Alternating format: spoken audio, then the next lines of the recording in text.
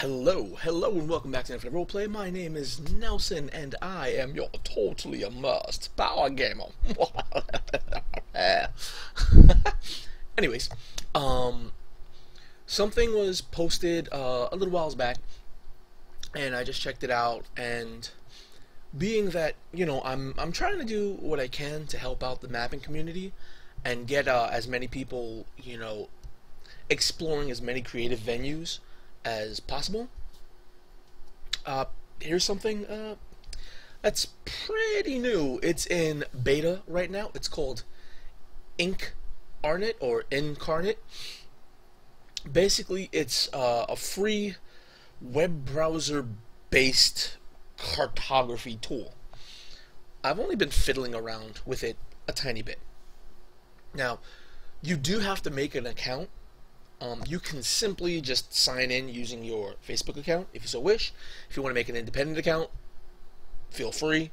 It's really not that difficult. Once you make your account, your screen, it may be a little bit different, but if not, you have this maps thing, create, edit, delete. So we're going to go over to create. Ta-da! And as you can see, I have beeping in the background. Let me lower my volume so we don't get that interruption. Going back over to InKarnate, you can see it already has the basis of sort of parchment with the ocean already there. Now you have a number of options here. This shovel is the sculpt tool. Little paintbrush is the brush tool, object tool, pattern tool, text tool, note tool, and so on and so forth. I'm going to try to go over these with a cursory view. One thing to keep in mind is that, one, this is free, and two, it's in beta. So the functionality isn't the greatest, but for amateur cartographers or people who can't afford or know how to use Photoshop or GIMP, this is a really good way to get some quick cursory world maps on there. One thing you'll notice quickly is there's no inbound zoom option. So you can't zoom in or out of this map. You can only scroll up and down. A workaround, if you have something like Google Chrome, is to hold down the control button on your keyboard and mouse wheel in and mouse wheel out. It's not the best, but it is the only option at this point. So let's start looking at the tools. Before we look at the tools, one other sort of beta glitch. If the devs happen to see this video, this is something they can work on. As you can see, you mouse over the tools, it highlights, shows you a little drop down. This is the brush tool. This is the object tool. That's all well and good. When you start getting a little lower, these two do not highlight. Reason being is you need to actually physically scroll down in the web browser, and then it allows you to interact with said tools. So depending on your resolution, you may actually need to scroll up and down just to access tools. This, I'm hoping, is a small oversight by the developers of InKarnate that will be addressed. But let me stop saying and get to creating something. Okay, so we select our create tool. Now you get this fine little shadowy thing. You click it, it drops some land. That's really as easy as it is to make a landmass. To further define your landmass, you have to go up here, click, and go to subtract to take away bits of your landmass. Unfortunately, there's not really any left-click functionality. I mean, right-click functionality. If you right-click, you get this drop-down, and the tool works however it works. As you see, I can right-click, and it will subtract and then have the drop-down. But if I had add selected and right clicked, it would add and the drop down still shows up. So this is a bit of functionality that hopefully in the future of this product the devs could address. I'm not entirely sure if it's because it's a web browser, but it would be nice to simply right click to have the subtract feature or erase feature and left click to have the add feature. The good news is that this blotchy shape can be sized as a circle or just a block, right? And you have a little circle, and you can change the size of it by clicking size, altering it, and it is represented by the silhouette of the shape. So you can have slightly more jagged. I'm going to use my thing here. Slightly more jagged coastlines, but still, it's not the best. But like I said, it's still a great tool. Like, I would have to go down to say 6, get something nice and small, and maybe I could have a bit more, you know, jagged coastlines.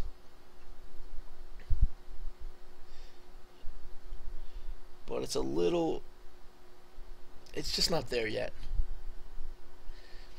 If there was a bit of functionality that would have this sculpt tool, maybe instead of just the circle and square brush, if they had a fractal brush, similar to how Pro Fantasy does it, may add a little bit. You know, I'm just goofing around here. If you take a little bit more time, then you'd probably get better coastlines, but it's not quite there, unfortunately.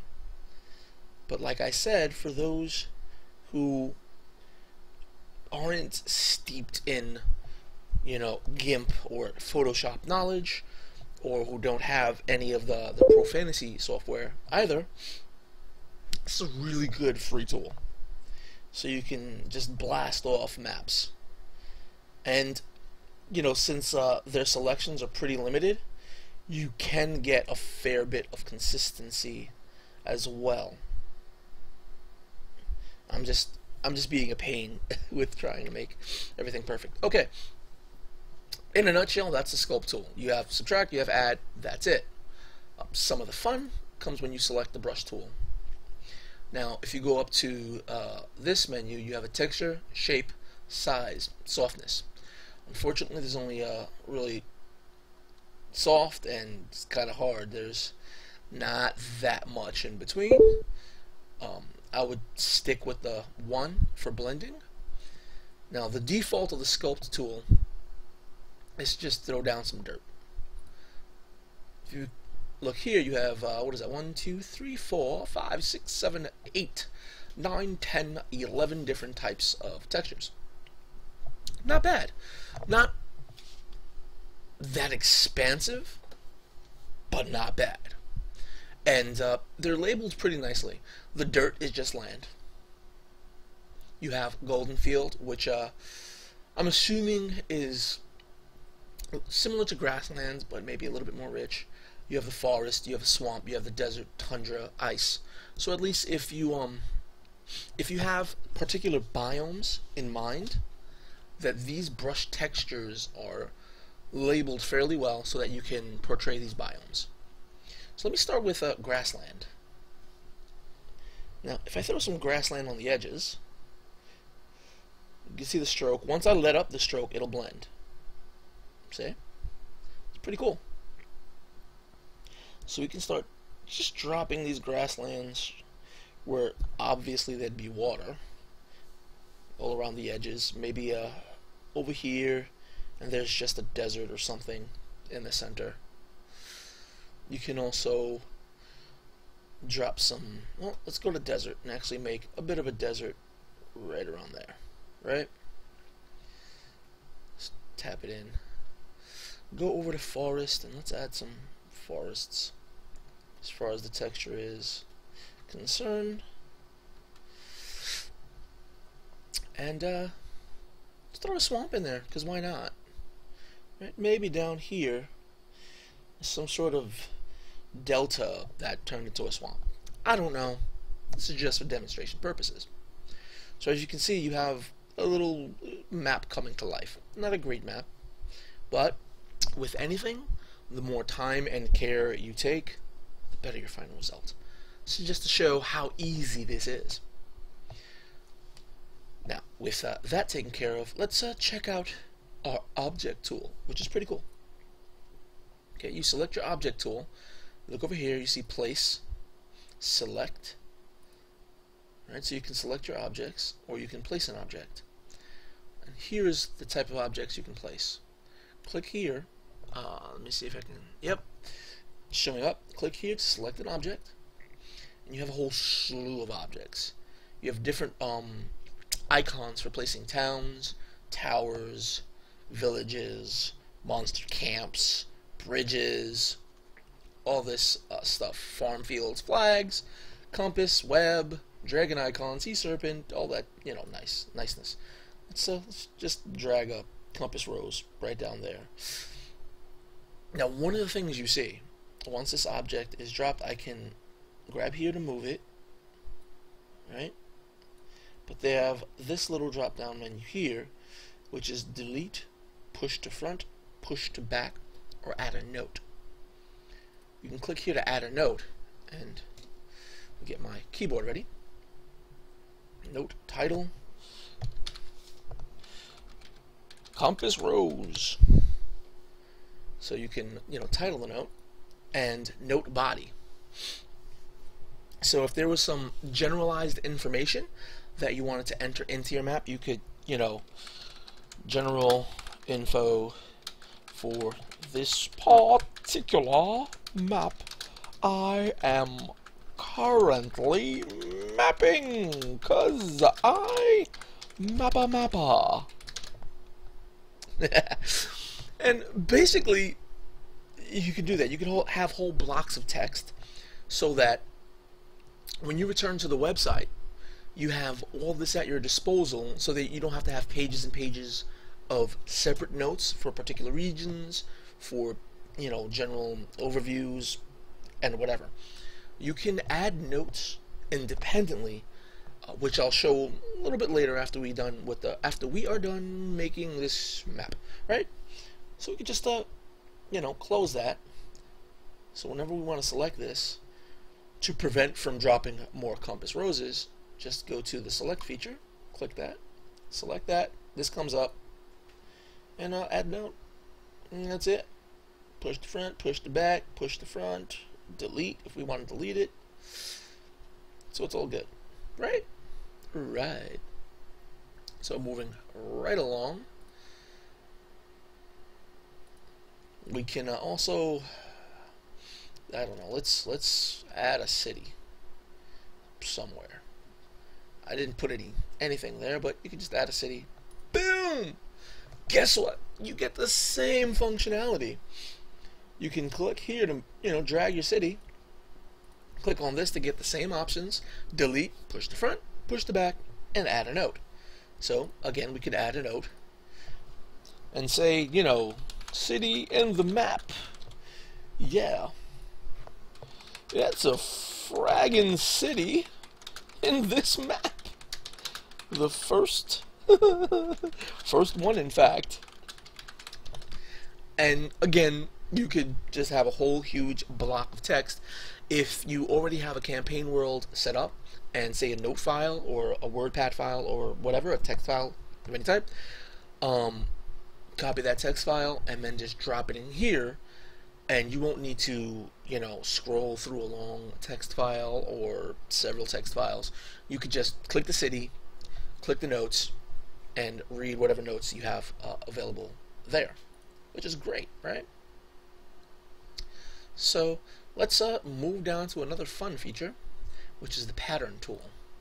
Now, again, you have place pattern, select pattern, and over here is the type of pattern. So The only patterns they have currently are mountains, deciduous trees, and coniferous trees. Um, Coniferous trees, for those who don't know, I'm not trying to be presumptuous in any way, but I didn't know when I first started mapping, and I found out, and I was amazed. Coniferous trees are just all the evergreens, basically the trees that are like pine trees, or have little needles that stay green pretty much year round. You find them in specific type of biomes, like the taiga biome. Deciduous trees are like the trees that they getting a little bit tongue tied.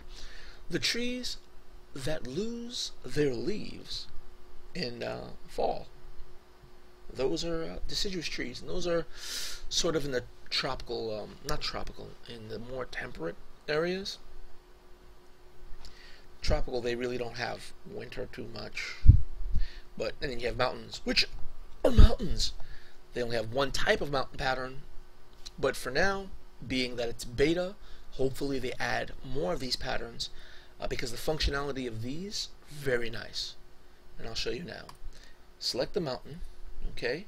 You have an option to randomize the size, which is checked by default, but they only have two sizes, size 1 and size 2, right? Or 3 sizes, 0, 1, and 2. But randomize size, and we can click and drag, and you can see the mountain range being created. Each size is a different mountain texture, so the larger the mountains, the larger the mountain texture is, they have these little snow-capped versions. So we can keep just dragging the mountains there all the way across, creating a natural border, and so on and so forth, which is nice. If you can see right here, I hope you can see right there, the placement isn't 100% accurate, so you may have to go back in with your sculpt tool to adjust your coastlines afterwards. But that's all well and good. Now, go back and select, say, our deciduous trees, and I put a little swamp here and a forest here, so let's drop some of these here. Now, unfortunately, there's no sizing for placing down the tree texture, and it's a very small size, so it's a lot of wiggling with the mouse. You know, you could hurt your hand with that. I'm gonna put some straight on the water so you can see how thin it is. That's it. That's the only size. So there's a lot of scribbling and squiggling and squidgling to get that going, which isn't necessarily the best. If there was some functionality to increase the scatter of these textures, so you can place a block of texture down and then shrink that size for more precise placement afterwards, that would just be great. But right now, it'll be a little bit labor intensive. But again, for those of you who are having trouble or finding some of the other programs that we use to make maps a little bit difficult, or you don't feel you're intimidated by them, I find some people are a little bit, intimidated or not used to the functionality. There's just so many options, so many directions you can go. This is a nice, simple tool set to get the job done. It places those there. The coniferous trees, the evergreens, place a little bit differently, but not by much. You see? Yes, I know evergreens in a desert doesn't make sense. This is just to show the placement. And again, it's just that one size. Just that one way of placing. It's a very thin line, so to place a lot, you got to go over and over and over it again. Just know that is what that entails. I'm just going to go to select because these are getting on my nerves. The good thing with this is that you can drag an entire selection box. You have this little menu, and just boop, delete, which is not that bad. It's pretty nice. I want to select all those, delete those. I missed one. There you go. It's deleted. Excuse me. Now that we have that covered, as far as InKarnate goes, a few more options. Text option, and just spot a piece of text and go nuts typing. He spelled nuts wrong because there's no U. It would be me, right? Now you can drag it here. If you go just on the line, you can rotate it. Go nuts typing. And again, with some of the other options, this one piece of functionality is cool. Oh no, it's not there yet. Okay, that's in the next option, pinning. So go nuts typing, right? So let's put something better than go nuts typing. My land. This is my land, this is your land. Oh, whoa. Right, my lands. Okay, whatever. And then you can keep just clicking in different places. The ocean. Oops. And again, very limited. They have 3 types of fonts.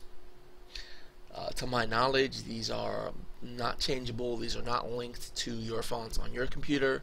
These are the fonts available to you from InKarnate.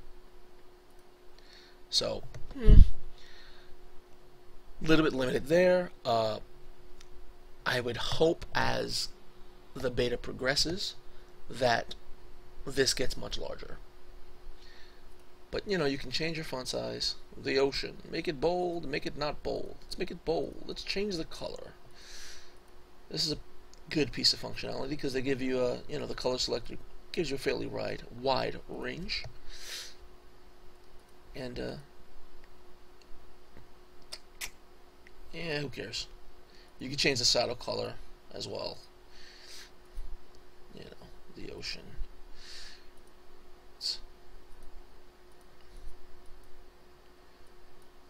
Too bad they don't have a color picker. I didn't mean to do that, so let's just delete that piece. Now let's move down to this little pin here, the thumb pin. This is actually the note tool. Alright, so we can place, select. That's it. But you see how by default these objects we placed have notes. So we can go here and place a note there. Alright? Note title, my land. My lands. And just put a whole descriptor in there.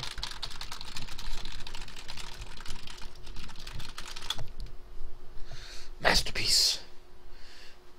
Exit out, and when you go to select, you have the My Lands note. Right, you can move it wherever you want. Go here. Edit it, like, hey, look, I've typed a bunch of awesomeness.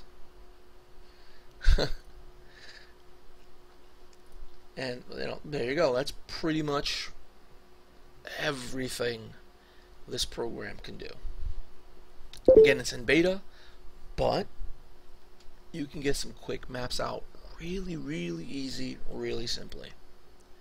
Again, you have to scroll down to get some of the options here to work. This is just your map settings, the title of your map, the description of your map. Feel free, type away. This is to save your map on the InKarnate website. This button down here, see if the drop down shows up. Drop down for this. Nope. Yeah. So if you didn't know, they're not telling you. But this button down here exports your map. You can click it. It just has.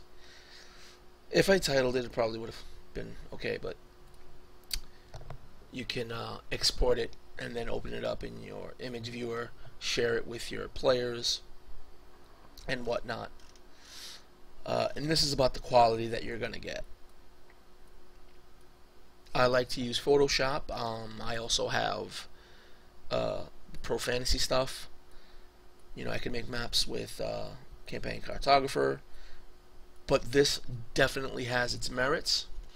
And I don't know. I'm thinking, why don't you, you guys and girls in the community, let me know. I know I make maps and I post them on DriveThruRPG, but what if I go as a map a day project? Pay what you like, suggested maybe 10 cents, 5 cents, or whatever, just for my time, which is basically slave labor. You people, you're making me into a slave. I don't know, 10-cent maps, map a day, and just utilize InKarnate and try to get a good diversity in maps. What do you think? Anyway, check out InKarnate, especially if you're into making maps and you want to try something that's simple, easy, without an expansive amount of options to befuddle your mind, or to just, you know, feel intimidated by, or not feel intimidated by, I think is what I meant to say. Hopefully. Coffee helps me think. Oh, coffee. Anyways. InKarnate.com. That's InKarnate.com.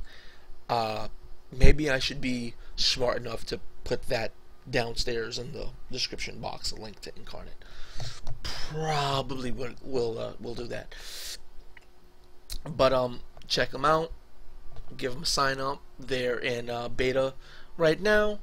Hopefully, you know, they'll expand more and more as they go along.